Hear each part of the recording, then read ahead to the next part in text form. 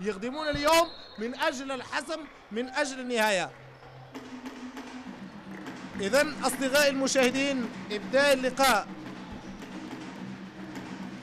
اللقاء بالنسبة لهذه المباراة إن شاء الله تكون مباراة متعة. الزملاء يتحدثون عن أنها مباراة قمة أو مباراة رائعة. إذن كرة ملعوبة من صلاح فرحان لكن أبعدت.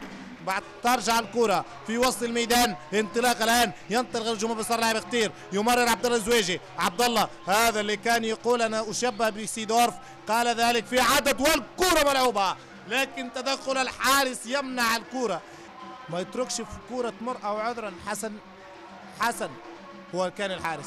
ترجع الكرة، انطلاق التصويبة لكن ابعدت ليونارد. يا ليونارد، كرة في وسط الميدان، ليونارد يفضل انطلاقه، ليونارد يسدد لكن الحارس يتدخل.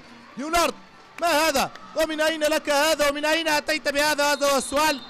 تريد أن تسجل أم كنت تعشق هذه التسديدات أم كنت تحب أن تسجل؟ هذه الكرة لا تسجل بهذه الطريقة. كرة خطيرة من مناطق خطيرة، يا ركلة الجزاء، انطلاقة يسدد والهدف الأول خلاص.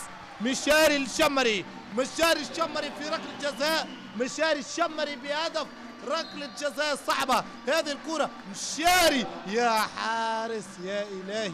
ذكريات ما قبل برلسكوني، كلمة إيطاليا معناها الأرض الخصبة والكرة تصويبها على أرض الخصبة، تسديدة ممكن، كرة بعيدة مش ممكن. لم يفعلها من قبل داريو كين ولا يوسف محمد، لم يفعلوها هؤلاء ولم يذهبوا بها إلى فوق الغيوم. يعني كانت كرة رائعة لكن ما عندهاش علاقة بالمرمى، تجعل الكرة حتى الآن.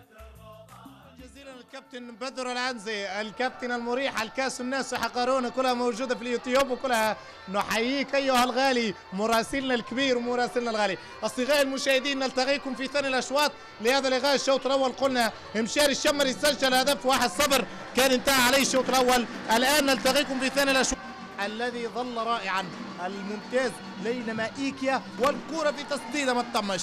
إذا ترجع الكرة، انطلاقة، فرصة، ليونارد يسدد لكن ما ينجحش. جوجير ترجع معاه في الوسط، يعطيه التمرير، ممكن في فرصة يا بلاغة، في فرصة ممكن ركلة إدخال.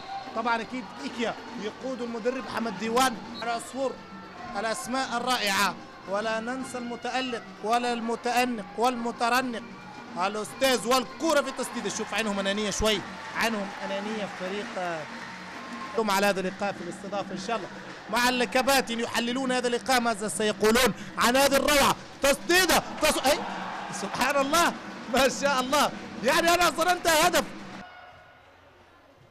اليوم 11 يعني 11 يوم من رمضان، في كرة تصويبة، تسديدة يا بلاغة مش ممكن، كادت أن تسجل. صفق، شجع، يلعبوها السبت، يلعبوها الجمعة، يلعبوها الخميس، ما خلاص الحكاية وضحت، الحكاية هدف وانتهى.